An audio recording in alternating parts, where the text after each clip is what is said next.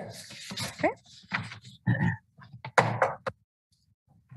Welcome to the Tuesday, April 12th, 2022 City Commission meeting. Before we begin, I will ask Porter Arneal to give us some announcements to explain how our meetings work. Thank you, Mayor. Good evening, everybody. I just have a few housekeeping items for the Zoom portion of our meeting tonight. This meeting is being recorded and broadcast on the city's YouTube channel and cable channel 25. Please remember to mute yourself during the meeting unless you are speaking. The chat function for the meeting is disabled. All chats will go directly to me. Unless you are participating during the meeting, please turn your video off. This allows the active meeting participants to be seen on screen.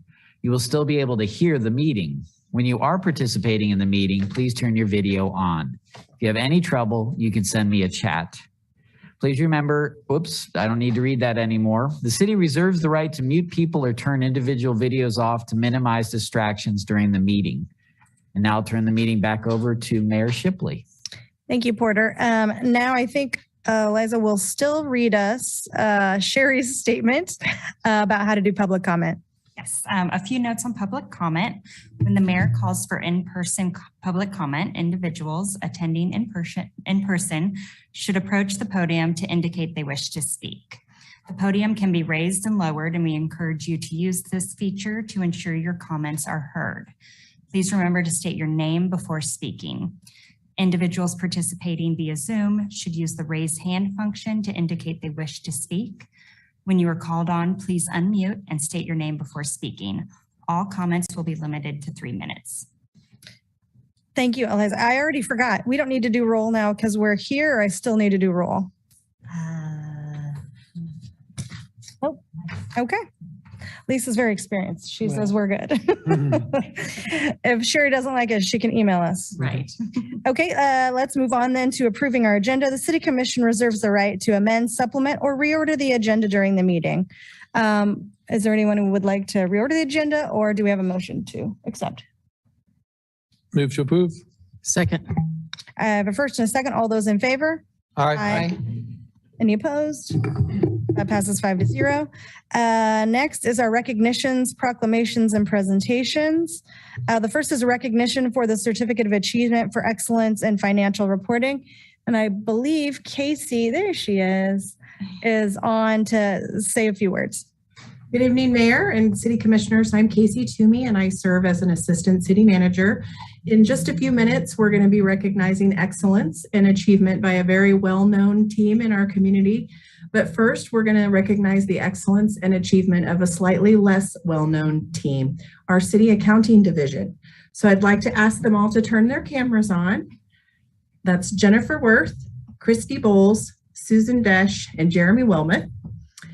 And we're here tonight to recognize them because the city has received the Certificate of Achievement for Excellence in Financial Reporting from the Government Finance Officers Association, known as the GFOA, due to their work on our annual comprehensive financial report for the fiscal year that ended December 31st of 2020.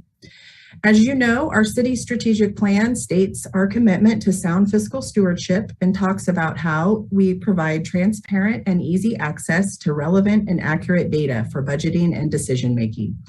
The annual comprehensive financial report was judged by an impartial panel of reviewers and found to meet the high standards of that award program. The Certificate of Achievement is the highest form of recognition in the area of government accounting and reporting, and its attainment represents a significant accomplishment. So please join me in congratulating our team, Jennifer, Christy, Susan, and Jeremy, on this achievement, and thank them for the countless hours of hard work, dedication, and commitment they have shown to our organization and to our community. Thank you.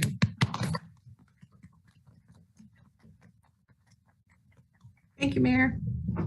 Thank you all so much. Good job.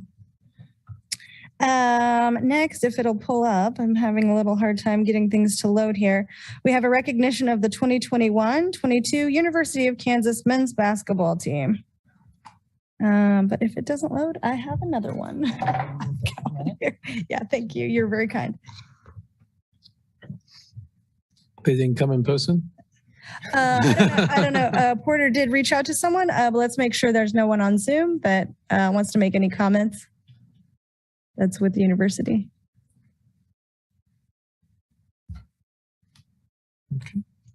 I don't believe so, Mayor. See anybody? Okay, that's fine. We still love them. So I'll just read this recognition. Whereas the 2021-2022 University of Kansas men's basketball team won the 2022 NCAA championship with a 72-69 victory over the University of North Carolina men's basketball team. And whereas the 2022 Jayhawks squad not only won the national championship, they also ended the season as Big 12 regular season champions and Big 12 tournament champions, and as the winningest program all time in college basketball with a total of 2,357 wins. And whereas this is the 6th NCAA men's basketball championship in the history of Kansas men's basketball, one of the most historic programs in the country. And whereas they were led by head coach Bill Self, who won his 2nd NCAA title and now has an unbelievable record of 501-109 over his 17 seasons as coach at the University of Kansas. And whereas the entire team, including All-American Ochai Agbaji, David McCormick, Dejun Harris Jr., Christian Braun, Jalen Wilson, Remy Martin, Mitch Lightfoot gifted our fans with grit, determination, and fun throughout the NCAA tournament as they became the last remaining 1 seed and living legends in the city of Lawrence. And the team, whereas the team thrilled the legions of Jayhawk faithful who call Lawrence home, including more than 70,000 fans who flocked to Massachusetts Street on the evening of April 4th to celebrate the victory. Now, therefore, I, Courtney Shipley, Mayor of the City of Lawrence, Kansas, along with my fellow city commissioners, hereby extend our sincerest congratulations to the 2021-2022 University of Kansas men's basketball team, and our deepest appreciation to our community for its unwavering support, even in the face of double-digit halftime deficit. Rock Chalk Jayhawk.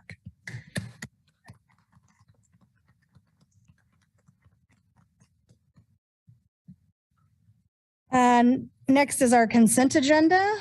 All matters listed on the consent agenda are considered under one motion and will be approved by one motion. There will be no separate discussion on those items. If discussion is desired, that item will be removed from the consent agenda and will be considered separately. Members of the public wishing to speak to an item that has been pulled off the consent agenda will be limited to 3 minutes for comments. Are there any commissioners who would like to remove anything from the consent agenda? Seeing nothing. Is there anyone here in the room who needs to pull something from our consent agenda? No? Okay. Is there anyone online on Zoom who would like to remove something from our consent agenda? And I'll let Eliza watch for that for me and Porter.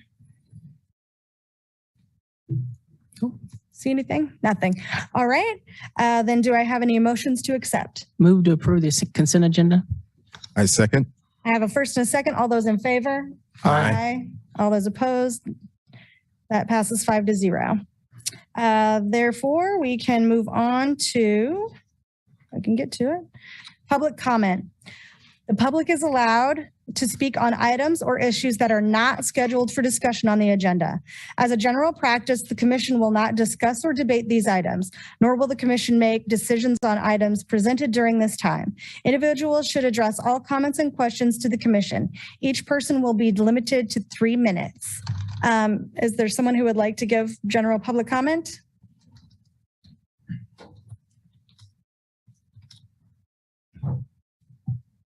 Wow, it's fancy in here. I've never been in here before. Welcome. You guys have been online pretty much the whole time. So welcome back with your courage, finally. So some of you might know me, some of you might not. My name is Dr. Justin Spees. I've been doing a protest since last July where the mask mandates in schools went into place. And I made it into the paper a couple of times, talked with Brad a couple of times through email. Yeah, never any positives though. Always negative though, always negative. Never positive. Anyways, my name is Dr. Justin Spees. I have a PhD in lifespan human development from Kansas State. I have a master's in marriage and family therapy from Kansas State. I was a professor teaching human development classes and a variety of other classes as well at a university around here. With your guys' overreach and your policies that you supported, you did a lot of damage to a lot of people, including me. I've been speaking at the county commissioners meetings. I've been speaking at the school board meetings, the health department meetings sometimes, but Dan Partridge can't seem to get it up on the screen, so I don't speak there very often. But I go there and I continue to go there even though the mandates have gone away because I want to remind them that I haven't forgotten what you guys did with your overreach. And I won't forget what you did with your overreach. There's nothing left for me to do now than to fight back. So that's what I'm going to do. So I have a question for you guys. This last fall in October, I tried to go into the library to talk to one of my representatives, Jake LaTurner, and was promptly escorted out of the library by police, even though I have a mask, I have a medical letter documentation from my doctor that exempts me from wearing a mask due to a disability. Same thing happened at the county courthouse as well. My question is, was someone that had a disability that couldn't wear those masks and was still treated like that, was I discriminated against?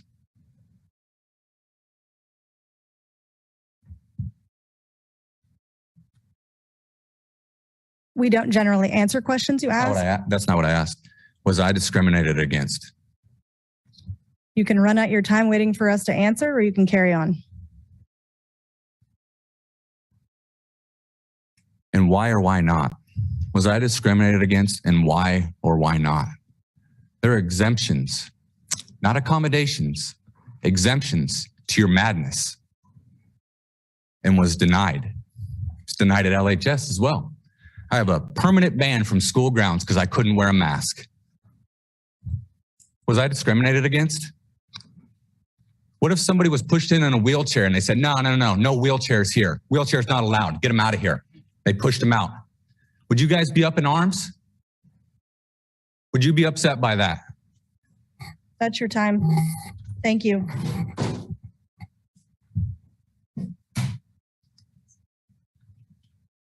Any other public comment from the room? Any public comment from online? General public comment.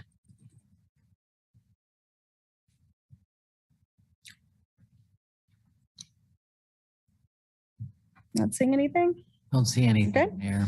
Okay, good. Let's move on to our regular agenda items, which is to receive an update on the findings and recommendations of the Jayhawk Watershed Study. Woo.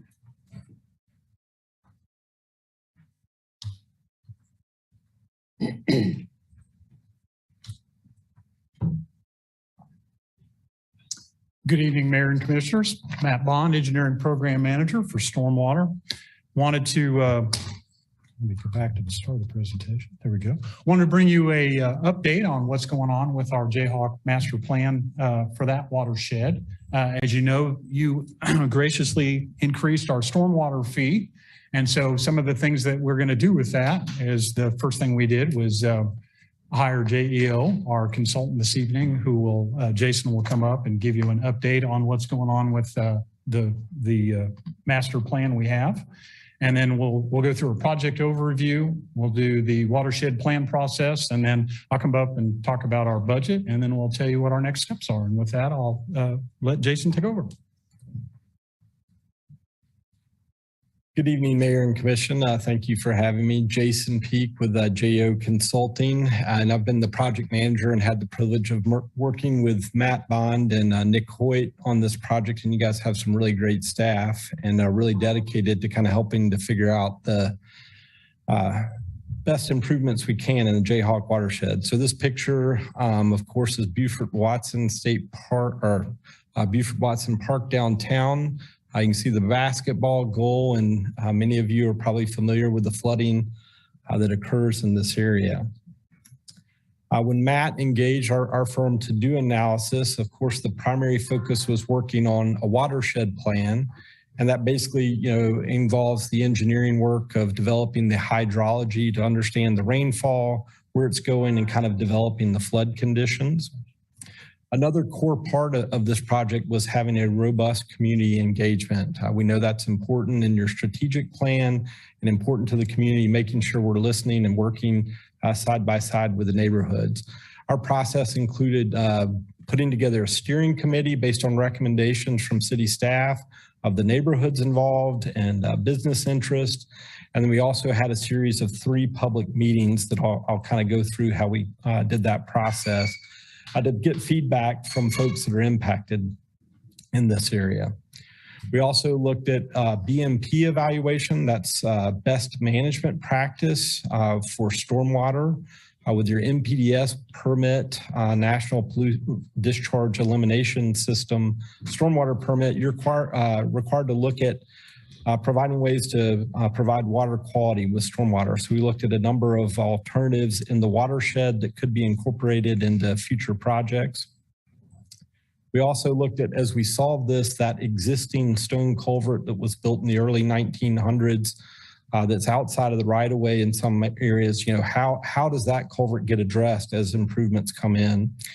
And then we developed project recommendations to solve the flooding, kind of the primary thing. And we also started with kind of a very high level FEMA funding analysis. I mean, when you have flooding, FEMA has a number of grants and things that could be opportunities to provide additional funding. So a lot of moving parts with this, but tonight I really wanted to focus on the watershed plan so you have a good understanding of what we did there. On the city's website, we've got this QR code. You can also go there, and this is what's called a story map, and that was one of our primary tools we used during public engagement. So I'm going to actually take you to that to kind of walk you through an overview of the project. And so if you, what you pause just a second? Yes, sir. Porter, is there a way we could get it up on that, one of those 2 screens so we can look at him at the same time? Good point. Let me see. I don't mind turning, but I'm looking on my screen, but you can go ahead and go. I think if he can do it, that'd be great. Okay. So we had, as I said, a steering committee, and then we had a series of, 3 more traditional public meetings. One early in the fall, we actually had in the park outside, which was a really good way to engage folks. And then the story map has been kind of our core document where we've put latest project news. We also had a survey on there early on, but to kind of get you into the details, this provides kind of the project overview. And I just kind of want to orient you with this map if you're not. Hang on, sorry. There we go. All right, there we go. All right. Got it. Ready to roll. So the Jayhawk watershed, appropriately named, starts basically the blue line you're seeing on this map. Any rainfall that falls within that blue line is within the Jayhawk watershed. And the top of the watershed, the highest point, of course, starts on the campus on Jayhawk Boulevard, basically here at the southern end of the map. And then all the water that falls through here ultimately drains to the Kansas River just west of the bridge across the Kansas River. And so as we looked at the project, the city has a parallel project, as you all know, working on your asset management, building your inventory of the stormwater system. So we've worked hand in hand with that consultant team to make sure we're using the same modeling procedures, looking at the same data, so these results kind of go hand in hand. So now on the map, you're seeing the results of that inventory, basically the green lines being that stormwater network. This is, the very curvy portions of it, or that old storm culvert that was built in the early 1900s. And all the little dots basically represent inlets where water can kind of get into that underground pipe system. Basically, when we looked at this existing system and what it was built for, it's not even meeting what we would call a 2-year level of service, basically meaning anytime it rains, there's a 50% chance there's going to be more water than that system can handle. I mean, you'll hear 2-year or 10-year, those are really probability of capacity for the storm system. So your design storm's a 10-year storm event, and this is nowhere close to meeting that system. And that's of course why you see the flooding that's there today. As I mentioned, we got into the engineering piece of it. And so now we've switched the background on you, providing an aerial view of the watershed. So the light blue line is still the watershed. But as we zoom in here, what you'll begin to see is what we call inundation mapping. So as we model that rainfall for the design storm and it fills up the pipe system, the light blue shading you're seeing on the map basically is showing you the extent of flooding. And over here, we kind of have the depth ranges. So, at the lightest bit of surface flooding, 1/10 of a foot to 1/2 of a foot. And then basically, if you remember the picture I showed you of the basketball goal in the beginning, we're showing, almost 9 feet of flooding. And so we think about that basketball goal and people dunking on that goal. They're not going to be doing that in this type of rain event here.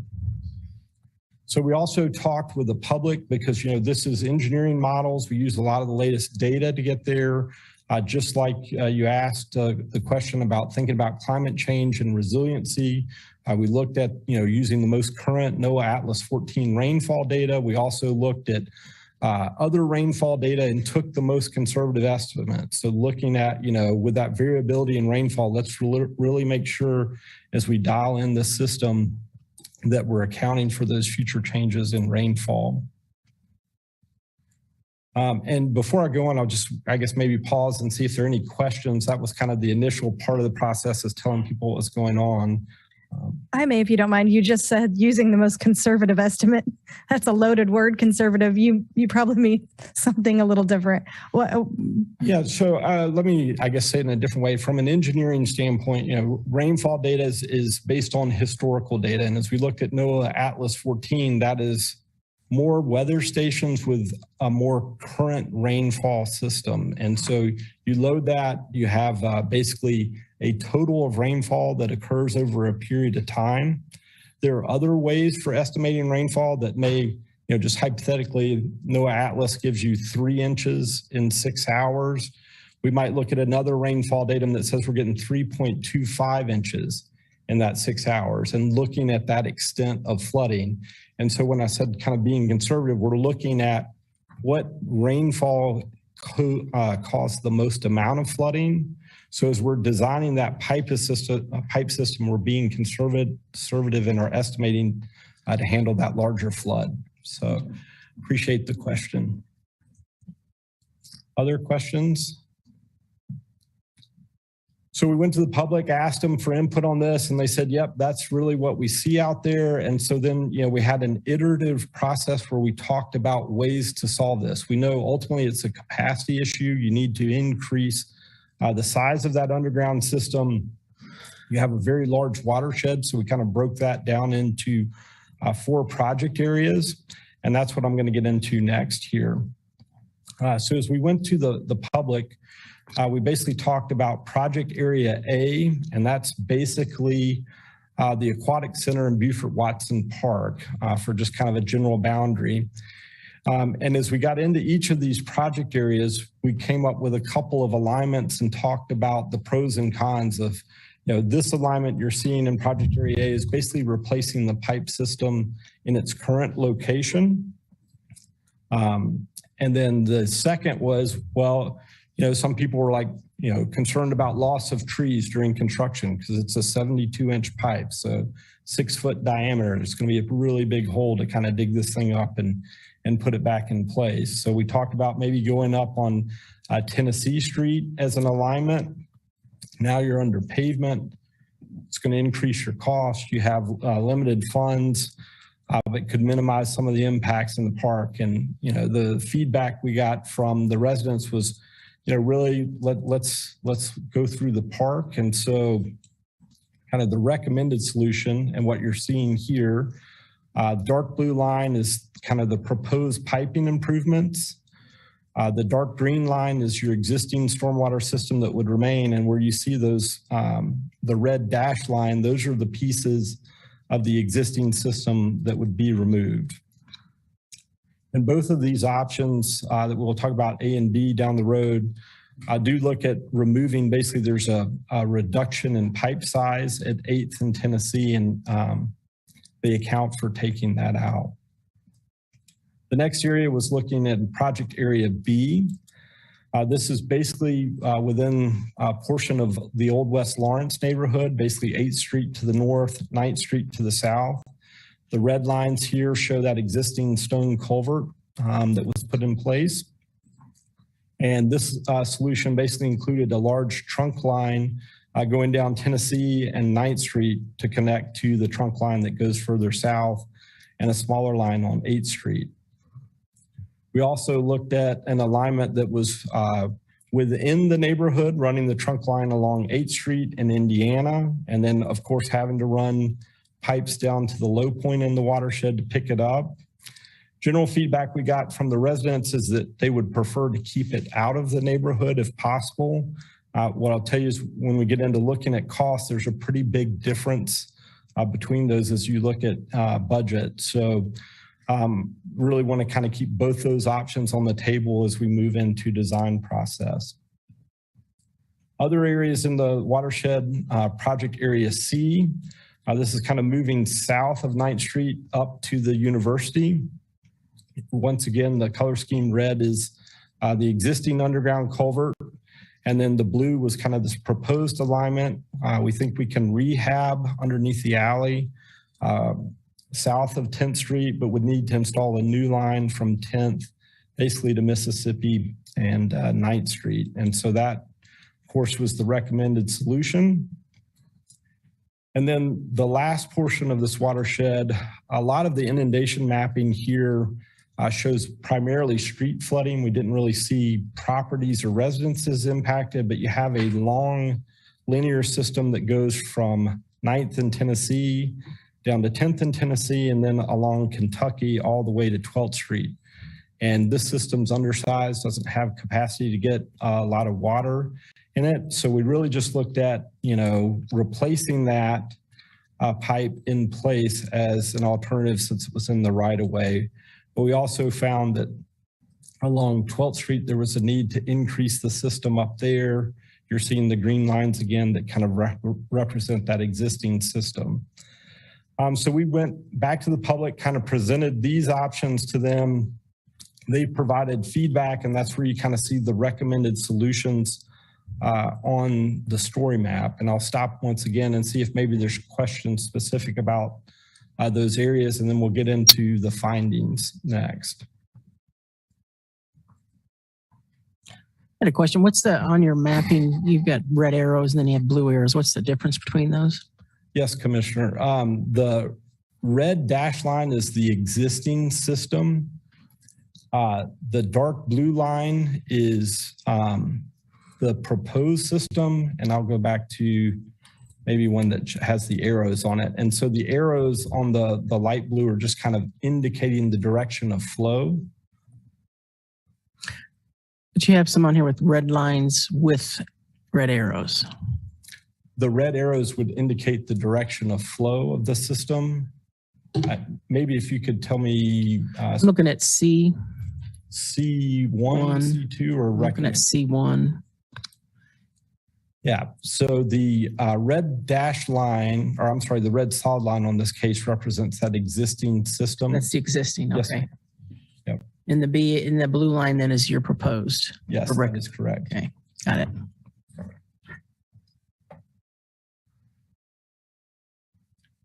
Okay, not hearing any other questions, I'll go back to the presentation. And as I said, this is available on the city website as well for anyone that wants to go back and check it out. I'll go back to presentation mode. And so as we looked at findings and costs, so you just saw project area A, B, C, and D. And what I've put on this graphic for you is to kind of help you understand the magnitude. So as we talk about within the park system, you have a 6-foot diameter pipe to kind of meet your design level storm. The recommended solution is go to an 11-foot by 8-foot box culvert. So I'm about 6 feet tall. So if you go about 2 feet taller than me and another 2 feet, 3 feet wider than me, a fairly large system that is at a very low elevation within it. We looked at different cost ranges, and a number of some other details we did within the project was looking at your comp plan, recommendations that you'd have in there, taking into consideration the historic district and other kind of details that need to be in there, repairing the stone culvert and BMPs. And so looking at those, basically order of magnitude $6 to $8 million, that also included a 30% contingency at kind of this high level planning estimate. And that's consistent for all these. As we move into B, area B, not as large of an increase, but going from a 6 by 6 foot box to a 7 by 7, and that continues in area C, and then basically increasing the pipe diameter in area D. And so probable range of construction costs, if you were to, basically buy all these in today's dollars to bring that system up to your design standard, could range $23 million to $32 million. So a very large investment. And, talking with Matt and understanding kind of where you have programmed the budget, we then dug a little deeper to see what would have the most impact, because that the neighborhoods that were flooding the properties, that's really what we were trying to solve. So we looked at a couple of solutions here to try and get there, as opposed to looking at all the projects in the watershed. So this map here is just once again kind of highlighting those project areas. The top of the map, we have project area A. This goes down to about 8th Street, just north of 6th Street to the outfall. Project area B highlighted in green, C and D. And as we looked at our modeling, really the focus was on kind of project area A and B. So just to kind of go back into those details, make sure we're all talking the same areas. So this is a more drilled in detail on project area A. The black lines represent the new pipe system. Solid green represents your existing system that would remain in place. The hashed green is the existing storm sewer system. Other things that we were showing you on this map, light blue is your water mains, and then the light gray dash line is your sewer system. Are we on the same map? Are we on the right map on this that you're talking about? Okay. The map that we're seeing here is a slight delay because it's on YouTube. Got it. It's slide 9 in the presentation.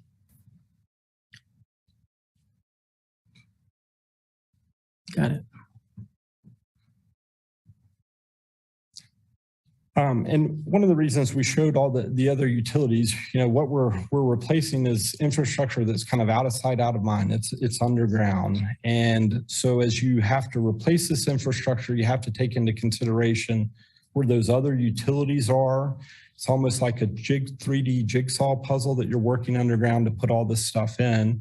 So we have been in talk with other staff at MSO about your corridor approach, understanding where there are other water or sewer issues that need to be coordinated with these projects. So those have kind of been taken into account. And then this map is also highlighting, as we talked about, best management practices. We had conversations with the Parks Department about looking at the feasibility of installing maybe a bioretention pond where that existing basketball court is, doing some nice landscaping, enhanced swales that provide water quality benefit. Could be an amenity to the park, but definitely would need to be designed to think about the maintenance considerations. And Parks also said there might be a location to kind of move that basketball goal, so that would still be a service. But this is just kind of high level thinking at this point, looking at this project. And so, Can I ask a question, Dale? Yes, sir. So I guess I'm thinking about this bioretention pond. I mean, obviously you have the really big pipe going underneath that, but we're also going to have surface water that's not making it into that pipe. That's why we need both. No, so a way that you can do these bioretention ponds is, so if you think about that trunk line underground carrying the entire watershed flow, at the surface you could create a smaller area that's really capturing water maybe just from that block of Tennessee Street. Okay. And basically as it comes into the swale and the bioretention, it's filtered, has a little retention time, but it has an overflow that then connects it back to the system underground. So you're not creating a flooding condition, but literally filtering the water as it moves through the system. You know, in a built-out watershed like this, it's really difficult to build a BMP that provides water quality for the whole watershed. So it's trying to look in these strategic locations where you might be able to do something and be able to maintain it so it continues to work. So that'd just be a small part of the water. Got it. Yes, Okay, sir. thank you. I kept picturing the goal underwater. Yes. Thinking Yes. heck of a So, pond. yeah, and what you'll see is, you know, once you increase your pipe size, this next map here, once again, we're looking at the inundation mapping. And so just to orient you, you know, we have basically the aquatic center, we have the park, the train over here, and then the light blue that I showed you before with the flooding extents. If Project A were built, you're not seeing any more flooding in the park. So by, you know, increasing the size of that pipe, it's able to kind of handle the majority of the water. There is some street inundation, basically at 7th in Tennessee. And then as we move over to Ohio and 7th. And so, you know, with some additional inlets and connecting that system, you're really kind of solving the problem down here. But the folks that, you know, are experiencing the property flooding, you're reducing the extent of flooding, but they're still seeing flooding if you started with Project A. And so then as we shared this with Matt and Nick asked the question, hey, what if we looked at doing Project B before? Because typically, you know, in stormwater projects, you work from the downstream upstream, just low elevation to high, so you get things right. So we took that, and that's what we're going to talk about next, is looking at Project Area B. And once again, you're seeing the map. Black is proposed improvements. Hash green line is the existing storm system. Solid green is storm to remain in place. So that's what you're seeing there. Some added things that are possible in Old West Lawrence. We know there's a desire to look at brick streets and things like that. So Matt asked us to look at like a porous pavement. So maybe like a paver block that resembles brick streets, allows that water to infiltrate through the street, get back into the system. So you're basically providing some water quality benefit through that. And you're going to be repaving the street once you tear it up anyway. So there is some added cost with the type of pavement, but a way to get some benefit and meet some goals of the neighborhood there. So we showed that. And then the other thing that we looked at within your comp plan, basically along 9th Street, you have a desire for a commercial, enhancing that commercial district that you have around the mill and the flower shop in that area. And there are definitely stormwater treatment devices, tree boxes, and other type of landscaping that can be installed to provide a water quality benefit. So we looked at those as possible items to be included in the project there along 9th Street. And so that was basically looking at main trunk line going Tennessee and 9th. And then we also looked, as I said, at this alternate. We were able to kind of refine it a bit and minimize. Originally, we'd looked at going down Indiana, but moved it back to the east to Louisiana. So maybe not as much disruption in the neighborhood, but definitely you would have a main trunk line going down Louisiana and 8th Street. But that also opens the benefit for more of that pervious paving with this trunk line there. So either one of these options is definitely going to provide flood benefit, and that's what I want to show you next. And so that, you know, sometimes in stormwater, it's about trade-offs. So once again, just to kind of orient you, the aquatic center, this is the park up here, 8th Street in Louisiana, where we kind of propose installing the system. You see quite a significant reduction in the inundation within the neighborhoods. But the trade-off is in this model, we haven't done the improvements in the park. So you still have the old system there that's undersized.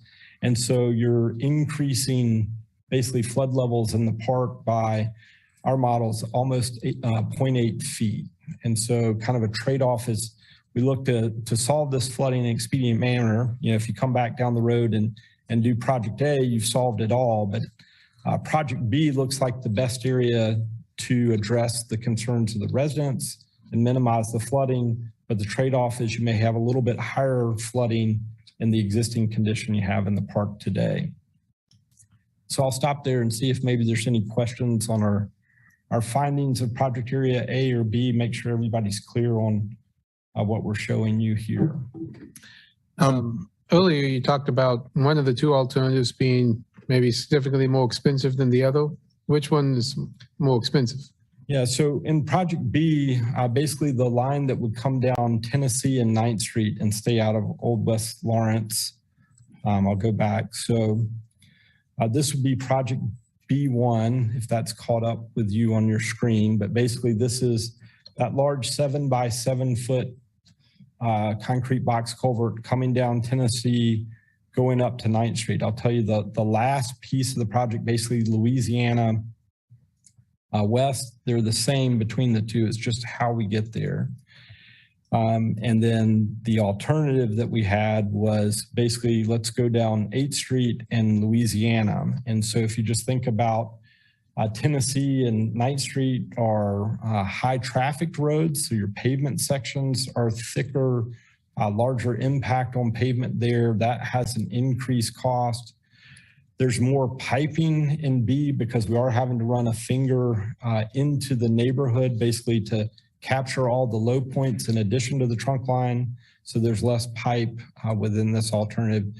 And, you know, as we penciled out that high level estimate, there's, you know, almost $1 million difference between the two projects. And we did share this with the steering committee last week to just kind of talk about the findings and, you know, if I could summarize the general feedback, they just really want to get their problem solved. So what works best, you know, and work out the details in design. Thank you. Yes, Commissioner. Yes, sir. I forgot my question now. So you can continue for now until I remember it. Okay. I apologize. I had a question.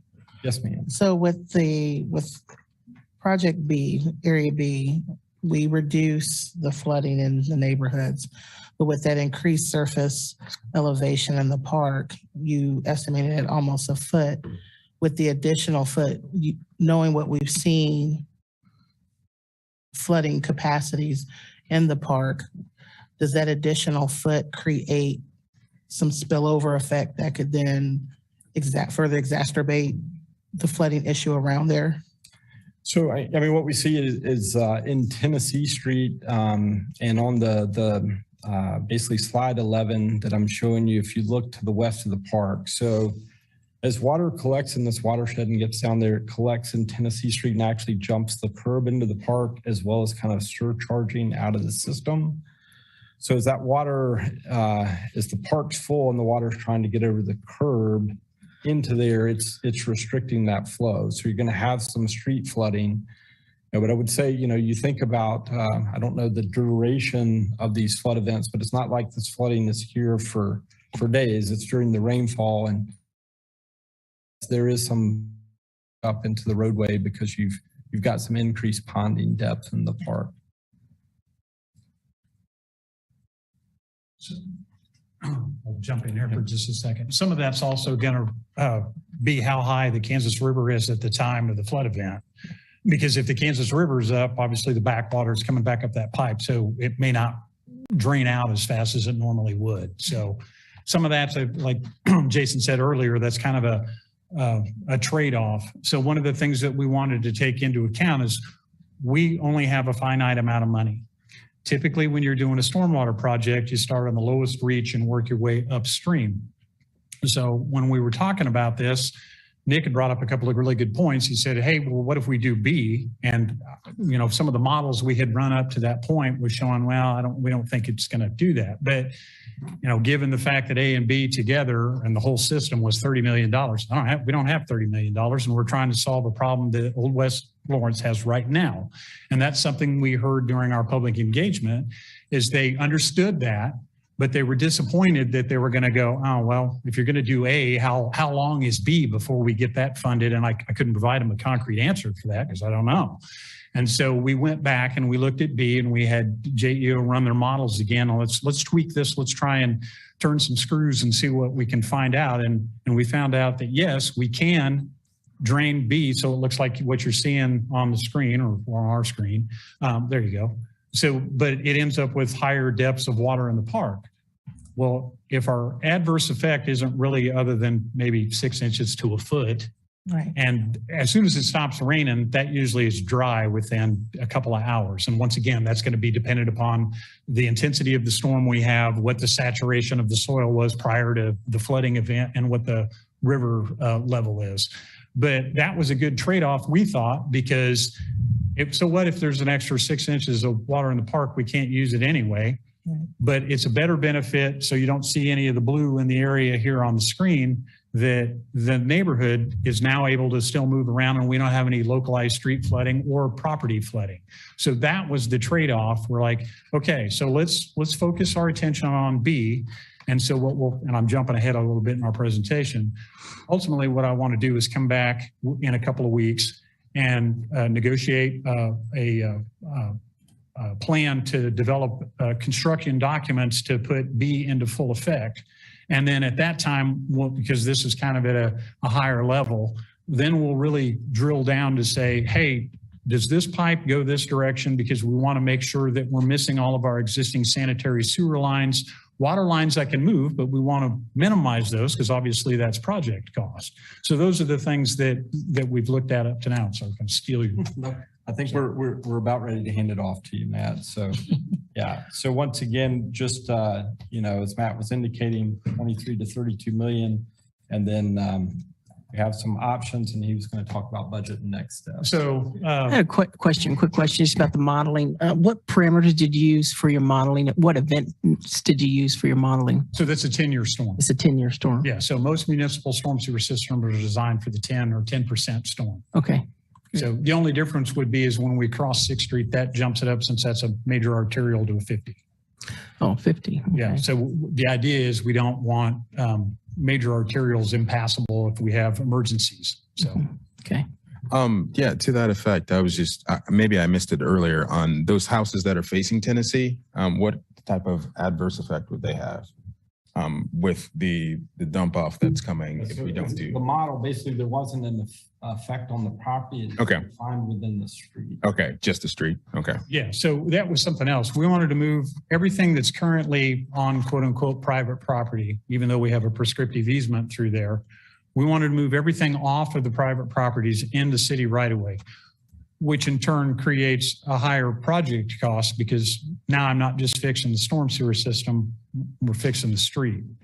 And we have purposely stayed out of this area for the last few years on street repairs, knowing that this project was coming. So while we're there, we're also looking at, hey, what can we do? Because we know we have we got a problem with sanitary sewer line that's got a fish belly in it on 9th Street. We're going to be there. We're going to take care of that when we get to that location. So once again, when we had talked to you a couple of weeks ago for the asset management, we're going to the corridor approach. So it's not just one issue we're fixing. What else is wrong in this area that we can piggyback off of that and fix at the same time? So we're not inconveniencing the residents year after year, or say we're there in this year and then 2 years we're back fixing something else. So the ultimate goal that we're headed for all of our projects is, we have streets, sanitary sewer, water, and storm. Of those 4, what can we fix while we're there? What do we have budget for? What can we realign our CIP to make strategic data-driven decisions on? That water line has been there since 1929 or whatever. We have a sanitary sewer issue that maybe we can pick up some things and make those more efficient. The storm sewer is undersized and the street has a bad PCI rating. Those projects, if you get all those, are going to rise to the top because there's, you're filling the goals or the slots of say 3 of the 4 or 4 of the 4. So those are, when we're rating our projects going forward, along with the asset ID project, we'll be able to tell you at the end of our asset ID that, hey, these are the areas we need to hit. And then we'll parse those out with the other 3 components and say, okay, now we can start to give you a really good idea of, hey, this is how the best bang for our buck and how to fix things. So do you see any other potential unintended consequences by constructing these or repairing these out of order?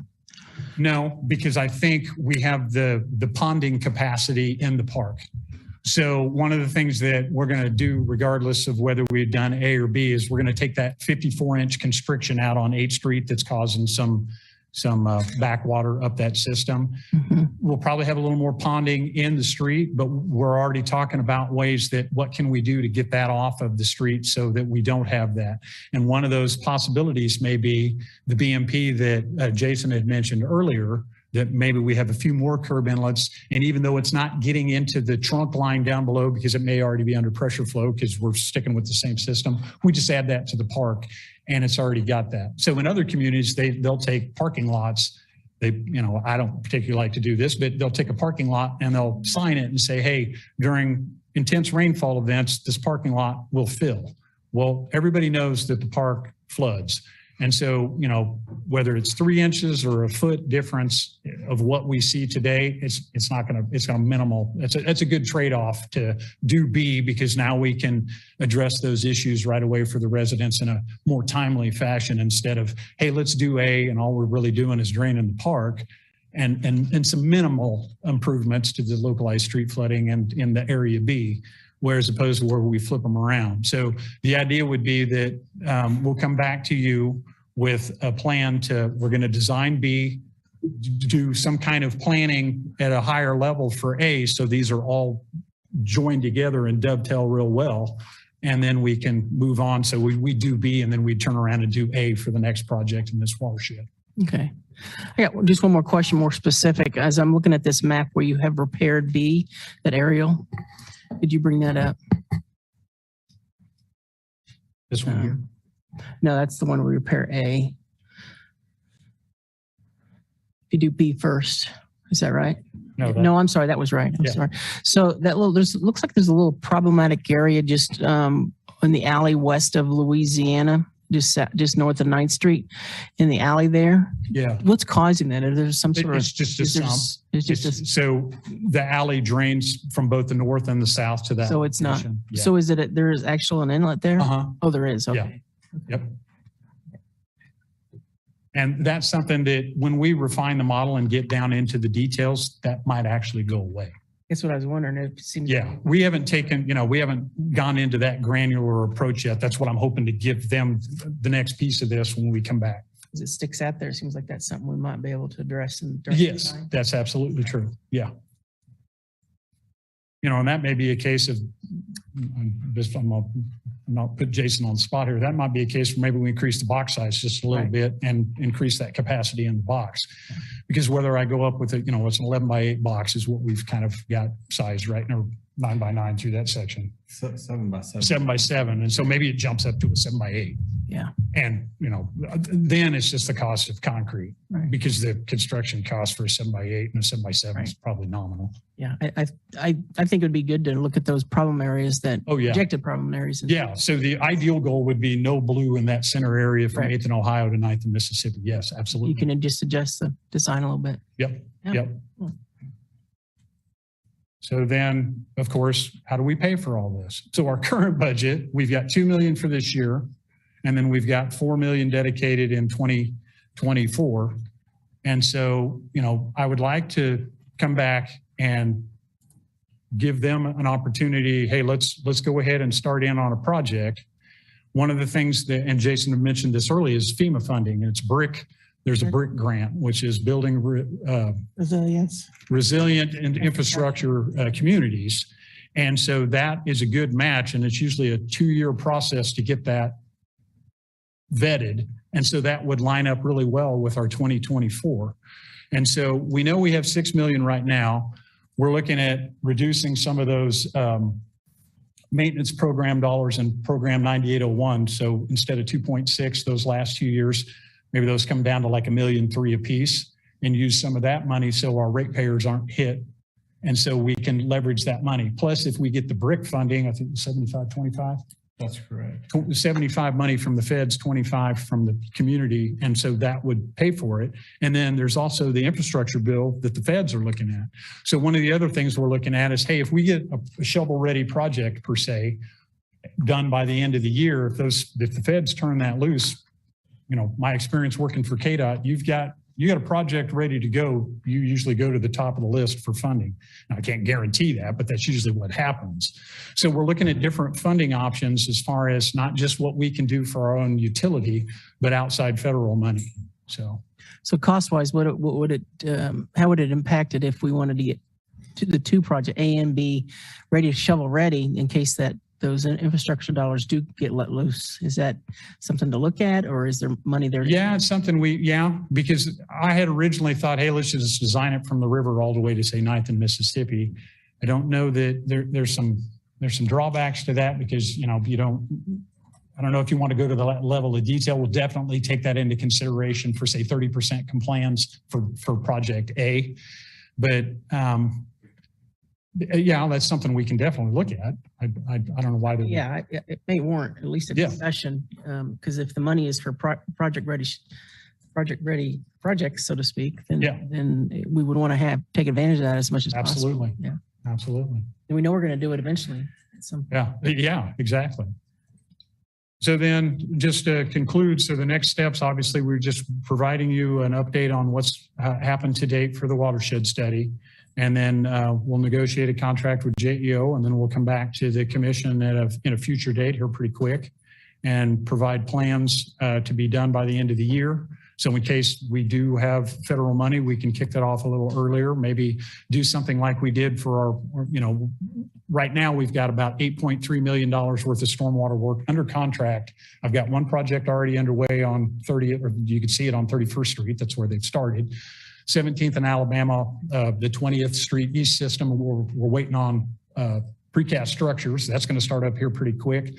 13th in Kentucky and then Sharon Drive are all going to kick off. So we're already seeing the fruits of what we've done. I'm just waiting to get rolling here in all those projects with the exception of the big one on 17th and Alabama.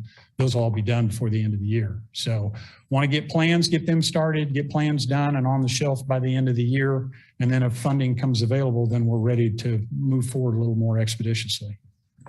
So with that, that's pretty much the presentation. So any other questions? Real quick, Matt, for the BRIC grant through FEMA, that NOFO opens what, usually September-ish? End of August is typically when the NOFO comes out. And then Kansas Emergency Management likes to have a tentative application in September. So kind of one of the things we did was look at, what is our benefit cost ratio currently with it. We need to do some massaging because we're just not above that one threshold, which if you can get a benefit cost ratio greater than 1, that's a really good indication. We were at like a 0.75 with the proposed improvements. There might be some way to segment it with damages and other things to get it above. But it is one pathway, and you'd need to have that submitted, like I said, in September for an early application, and then they let you know if you got selected, yes, ma'am, and then basically final application needs to be done by December so that the state can submit it to FEMA in January. Okay. And that threshold that we were at, that 0.7, that was just with writing in for the entire project, or was that just for planning? So we did a very high level estimates. We basically took your assessor's property valuation data. We used kind of the FEMA benchmarks for flood depth versus property value, what a damage is. If we can get it just a little bit higher, we can also take into account other things besides property damage, which if that increases your damage value, that will get you closer to being over a 1. And some of that fine tuning kind of comes in with a more detailed design in the modeling. Well, if you used this year's property value versus last year's property value, you just got a 17% increase in valuations. And BRIC is one pathway through FEMA. There are others with the infrastructure bill. There's storm and some other funding opportunities. So I think with Matt, it's trying to just be aware of what's out there and trying to help you guys be ready for what does come. And along those lines with FEMA, I know there's also the hazard mitigation. Would we be able to qualify for that as well? Do you think this project qualifies for that hazard mitigation grant? The hazard mitigation, you're talking about structure acquisition and flood proofing. That's I guess a policy decision for the commission, and that if you wanted to go in that direction, because what we're looking at is basically replacing your infrastructure. Hazard mitigation grants, FEMA is stronger applications, I would say, come not through infrastructure projects, but looking at property buyouts, flood proofing of, say, commercial structures and things like that. And that's a whole nother kind of pathway, not the one we went down. Right. So. I guess one of the other things I should point out for funding too is not all of the costs that we showed up there is going to be borne solely by stormwater. So I had mentioned before, we've purposely stayed out of this area for street improvements. So, we could supplement some of our street maintenance money with that too. The sanitary sewer would also help, since we've got that stretch in 9th Street that needs to be fixed. So, whether that's a 60-40, 50-50 split between stormwater and sanitary, because we got to dig the street up to repair it as well. So there are some other things we can leverage from our own internal funding and come up with some more money in that area. We're also looking at, hey, are there any water lines in this area? Sidewalk, ramps and things of that nature. We've already got, programs for that. And so, those are some of the things we can do to help supplement some of the cost. Because if we're truly talking about a corridor approach, all of those different pots of money are going to feed into that to help fund the project. So I was just looking at the CIP for the next couple of years, and the idea, well, I guess one of the concerns I have is if we're going to have the design, you indicated you want it ready to go by the end of the year. Is that correct? So this would sit for a year before we actually funded the construction. Is that what you're talking about? Yeah, that's big. So what we could do is we could bid it in December, like we did a couple of the other projects, get our project out there, get it bid in 2023 and award it at the first city commission meeting in 2024. Okay. One of the items I saw in the 2023 budget was $2 million for it just describes as a CIP program. What is that funding? What is that? So originally that was a part of this project that was pulled out in case we found other things with the asset management and some of the other, hey, we've got a corrugated metal pipe that's gone south and we need to do that. That would be an avenue. We've got another project where we've got sanitary sewer at 19th and Maple that, that might actually be used for that. So basically the door is wide open for how do we shift the money around and leverage as best we can and get the best bang for our buck. Okay. So the Maple Lane project right now is slated for $2 million. You're thinking it might be more than that potentially? Yeah, our early estimates. And part of that too is because when we had the consultant look at that and take the pipe is a lot bigger than was originally put in the master plan for 1906. And I think the main reason of that was our intensity of storms and the rainfall runoff you're seeing. Okay. So already you can see, everybody's talking about climate change and, hey, what's that additional rainfall? I think that may be one of those projects that was influenced by that. Okay. So that CIP program line item is more of a hold for potentially projects that might overrun or potentially even this project, if possible. We Correct. Can get it going. Okay. Thank you. And like I said, we're planning on adjusting the 9801. So it shouldn't say 21, it should say 2X because those two lower ones on those two last rows are programs. Yeah. So if there's any way that we can potentially look at getting this one going in 23, that'd be great. Because I sure hate to see the thing sit on the shelves for a year but I also understand we've got so many projects. Well, and to that point, maybe so we had shown that slide. Is that? Yeah, that's the one. And I'll wait for it to catch up. But maybe we do this in 2 phases. Yeah. So we've talked about, maybe we can't do all of B in the same year in one project, but if that, so when that pops up, so maybe we do and when I'm saying intersections, don't take this for gospel per se, but we go from 8th and Ohio and say we go to the mid block of Louisiana. So it ties right into the existing storm sewer. So until we come back with say phase 2 for the piece that's south, then we've got something already done in that area. Okay. So there are different ways we can phase this out. And of course, when we get into the actual design and start saying, okay, if we run a storm sewer at this depth, which sanitary sewer lines are we going to miss? Are there going to be conflicts? And then there's all of the private utilities and our water lines and and, you know, those things. So the next phase of this is going to vet out all of those options and maybe drill down. So, you know, the ultimate construction may be just a tad different than what you're seeing here, but this is kind of where we're going, and we're going to, okay, this is where we think we can go based on our initial water modeling, and then go from there and say, okay, can this really work, or are we going to have to change something? Okay. And the biggest factor will be our sanitary sewer, because if that's a gravity line too. So if there's a conflict, obviously we can't have that. So. All right. Thanks. That's great. Anything else? Let's make sure there's no public comment. Anybody? It doesn't look like there's anyone in the room. Anyone online for public comment for this item? Not seeing anyone. Okay. Any other comments from commissioners? Thank you very much. Yeah, thank you. Thank you for the presentation. Yeah. All right. That brings us to commission items. Any items commissioners would like to bring up? Yeah, I have one. So at our last meeting that went a little long, just a little bit long.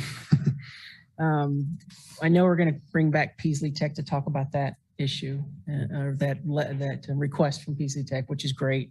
But then I also would like for us to have the Explorer Lawrence. They had submitted a financial report, and I did have some questions on that. So I'd like to see that come back at some point just to discuss it. That's okay with Commissioner Sellers, is that your board? Yes, that is. Do you have any comments about that? I think also their contract will be coming up. Yeah, I thought I saw on our agenda items that they do have something coming up, I think in May. But I know in having this in our last board meeting, when we looked at the final budget for 2021, if this commission remembers, or those who were on there prior to December 7th of 2021, Explore Lawrence was not funded at their full amount for the 21 year. And so at the end of the year, and I do believe it was on our agenda, may have been our meeting, our third meeting of the month. I can't remember. But it was in, I do remember it being in one of Jeremy's notes, and then it was also shared in the board meeting that there were some funding dollars that the city was able to recoup. And so that funding gap was then awarded to Explore Lawrence, which then gave their end of the year. It made it look like they had a surplus when they actually, in theory, they didn't. I mean, they did, but it was because they weren't funded at their full level. They got the amount they were supposed to. They got the amount that they were supposed to, as of so. But I mean, I think it would be great to hear Kim come in and share that and see the outline of what they're doing with that, and some other things that they plan on proposing. So I think it would be great to just have that as part of their total presentation, if the vice mayor wouldn't be opposed to that. And I think it would fit in, it'll dovetail quite well into their complete presentation. So. Sure. Anything? They're going to have that? Do you know when? I thought it was on our future work items. Okay, that's cool. Or unmistakable identity. And that might be a good place to have it. To play an update from unmistakable identity team. You know, I was just told that Kim waited around last week to talk, I guess. If the whole time? Well, that's what I was told. I don't know if she actually was there. So I feel badly. Although she had a 2-hour grace period on us. So. Mm-hmm. Oh, that's right. She was out of town. Yeah. So yeah, I would just love to talk with her about it. It'd be great. If we can get it with that'd work out good. Anything else? Yeah. I just had something real quick, and it was just kind of similar to what you had last week. I just wanted to thank all of our law enforcement officers, our city staff, and all the accompanying law enforcement officers from the area for all their work in the last couple weeks with all the festivities and the parade itself. I thought everything went up without a hitch, and it was just a great exhibition of teamwork. And I was just happy with all the folks additionally that showed up and just wanted to have fun. And so I just thought it was a great reflection of Lawrence. So that's all I had to say. Thanks for that. That brings us to the city manager's report. Our city manager is at home. There he is. Good evening, City Manager Craig Owens. We've got two items on here. One, I suggest we may create some conversation around on the survey. We sent that out to you a bit ago just to give you a little bit of time to take a look at it if you had any additions or comments on it. We really are excited to get it out on the streets, if you will, into the community so that we can get results back in time to use those to help guide our budget decisions primarily. And so it does take a while to get out there and get the sample sizes that we're going to need. But I think Porter's queued up to receive any comments that you might have or any discussion you might have this evening. I am queued up, and I know that Commissioner Sellers has asked me some questions that I can go over.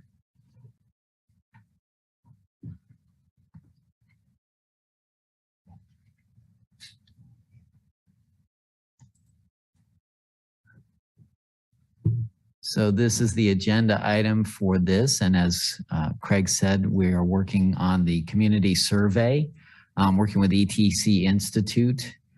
This has been reviewed by a whole bunch of people, city staff, outcome teams, some of the boards and commissions. And we've gone through 2 edits on this process. We're working off of the 2019 survey, so that still remains a base, but we have made adjustments.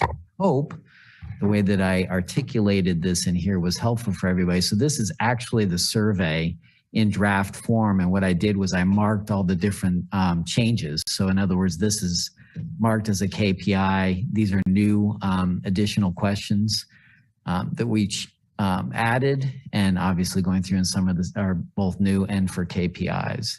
So that is how this is laid out in here. And just so everybody's aware, if you scroll down past this, you'll actually see the contract with ETC Institute. And then past that is the scope, which articulates exactly what they're doing and how they're going to do it. Just so everybody can see that. Starting on page 21 here. So if people have questions, they can see things there. If agreeable, I can start with Commissioner Sellers' questions, if that's helpful. So one of the things that people have asked about is the oversampling, which is discussed here in their scope. Bear with me a second. Here we go. So we have asked them to do oversampling. So for 2022, ETC Institute will also implement oversampling of demographic groups in the city. This will involve oversampling minority groups, residents of Lawrence who identify as Black or African American, American Indian and Alaskan Native, Asian and Hispanic Latino, to ensure the completion of a statistically valid number of surveys beyond the number expected. This is based on the most recently available ACS and census information provided by us to them, given the group's relative portion of the city's population. This will give the city the ability to run statistically significant cross-tabulations of key demographic groups. And Commissioner Sellers asked if does this mean survey results will be offered in the aggregate as well as the disaggregate? I did reach out to Ryan, our ETC representative, and he said, yes, the overall report will be based on the overall random sample. Any cross-tabulations or comparisons by demographic groups will be based on the oversampled groups. The entire Excel database, both random and oversampled, will be made available to the city.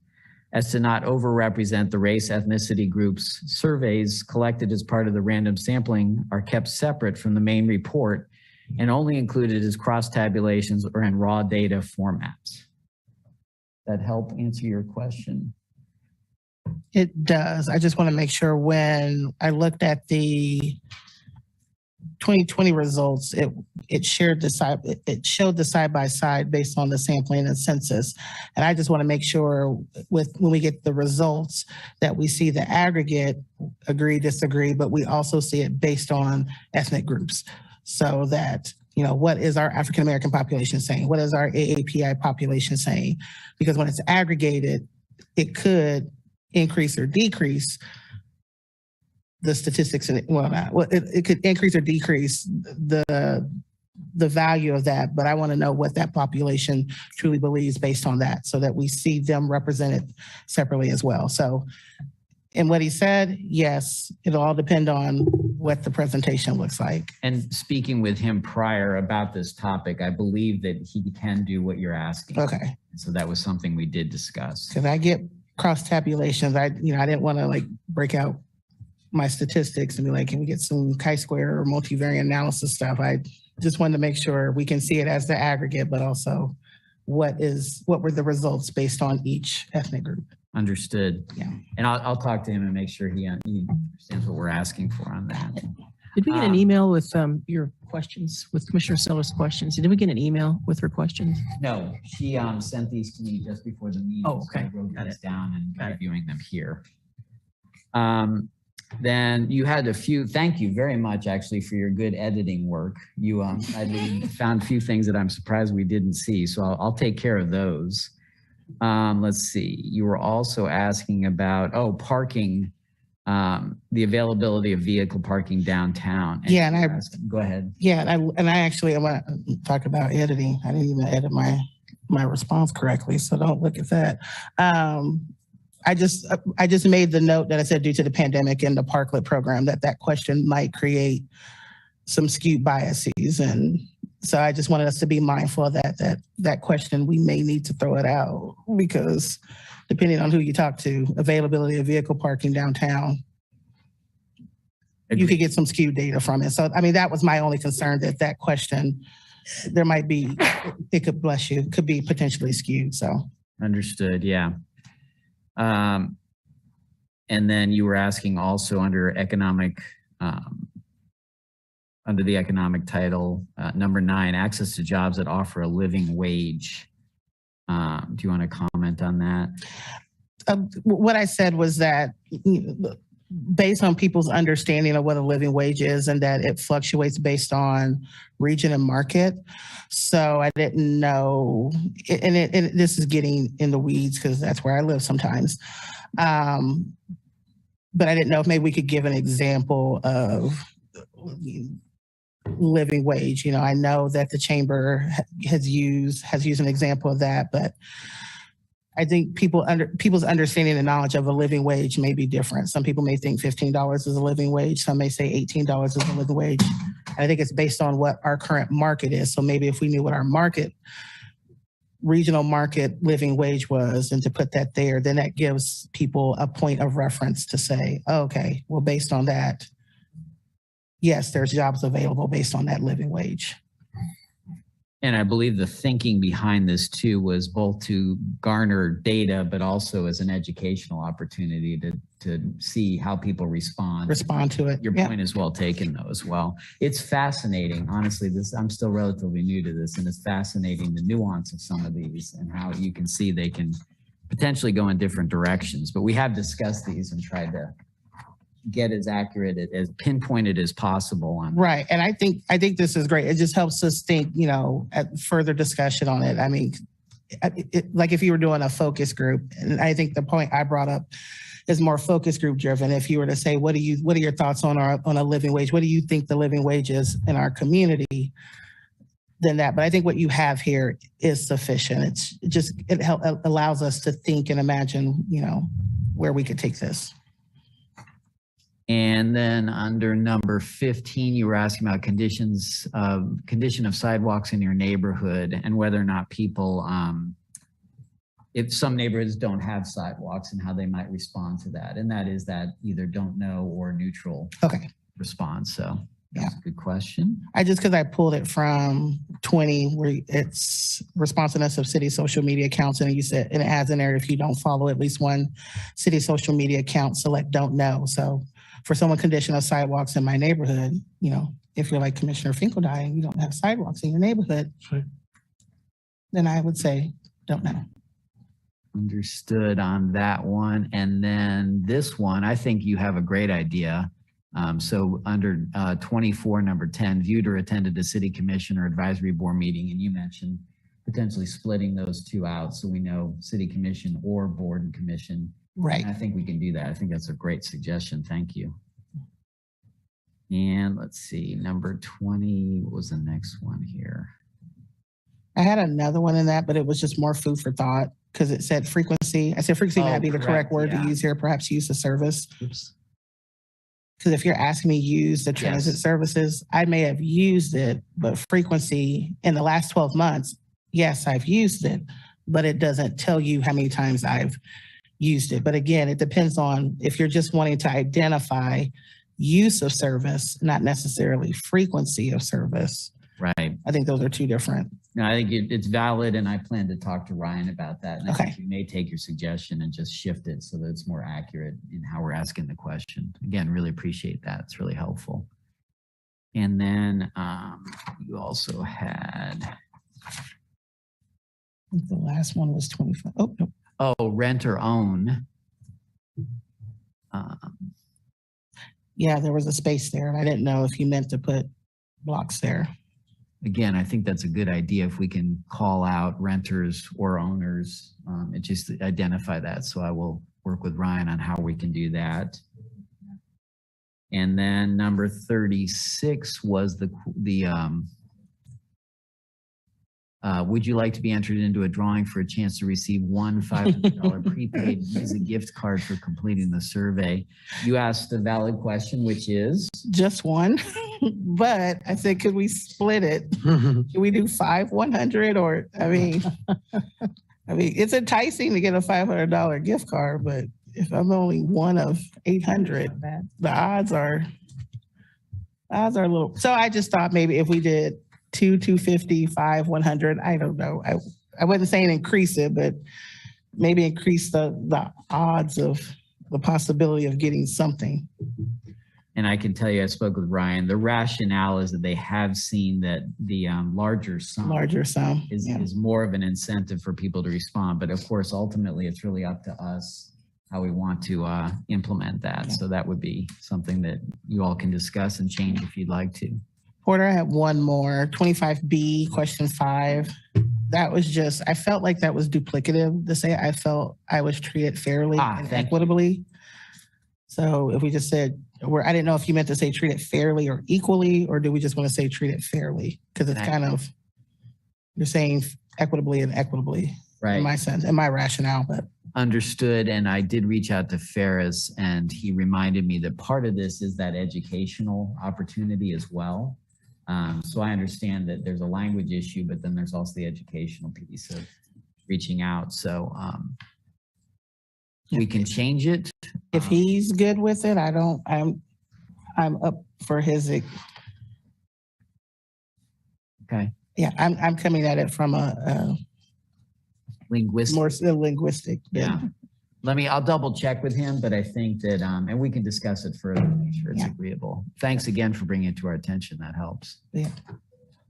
I like that you were able to highlight the rephrasing and the structural differences. That made it quite helpful to understand what was added and what was rephrased and what was restructured. So that was great. I appreciated that. Yeah, I really appreciate Danielle Bushcutter and her doing this for a few years and now taking it over. And it's a lot to manage as these things come in, but I think we've done a really good job. And as I said, I think it's been scrutinized very carefully by a number of people. So I feel pretty confident that we're on a good track and hopefully can get this moving along very quickly. Happy to answer other questions too.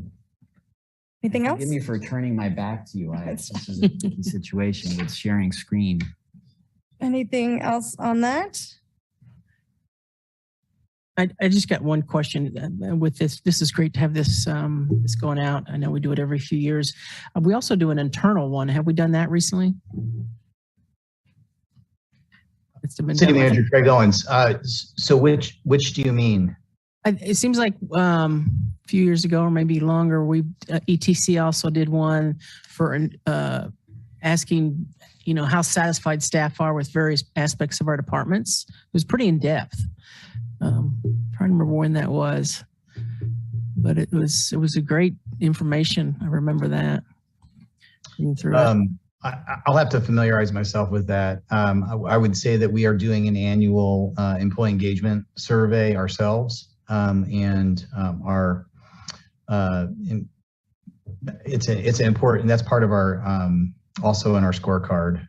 Employee engagement index is one of the things that we've kind of hitched to, so we understand our performance in that commitment area.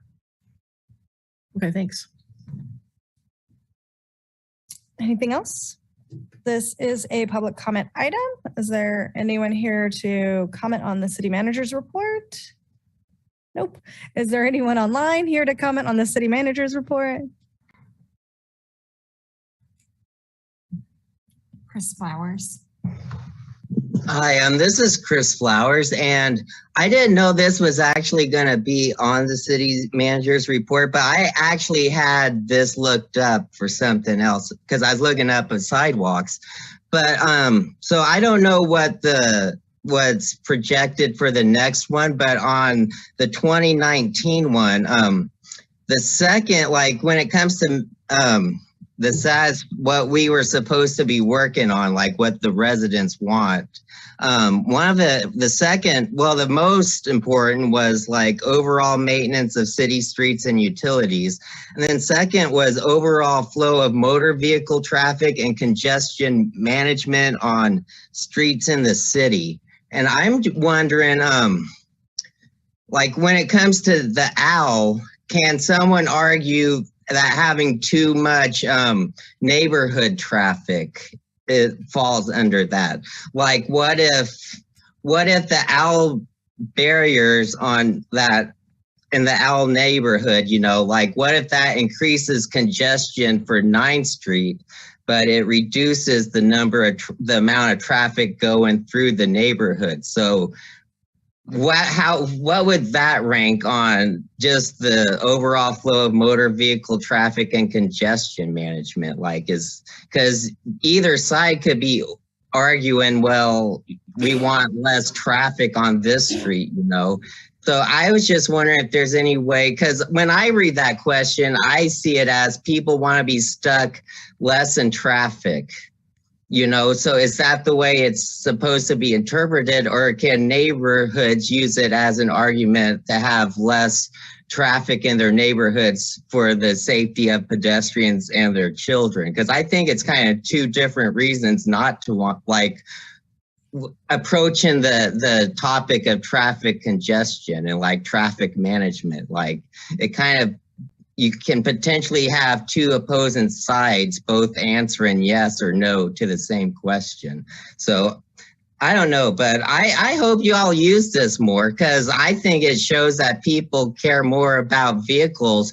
And I think it does show, because the past ones, the vehicle ranks higher than what people are responding to the pedestrian stuff. So, and also I think should bikes and traffic be differentiated also? Like our projects, some projects are good for bikes, but not necessarily cars. But that, I don't know. I don't know what the current one looks like, but I was just throwing that out there about the overall flow of motor vehicle traffic and congestion management. That I think it means, though, that people want to be stuck less in traffic. Thank you.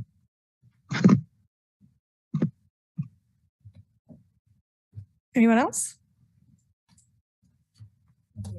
Okay. Let's go ahead and move on to the calendar. Are there any calendar items commissioners need to comment on or add? Okay. I would entertain any motions to go home. Move to adjourn. Second. I have a first and a second. All those in favor? Aye. Aye. All in favor? None opposed. Thank you. Thank you. Well, that was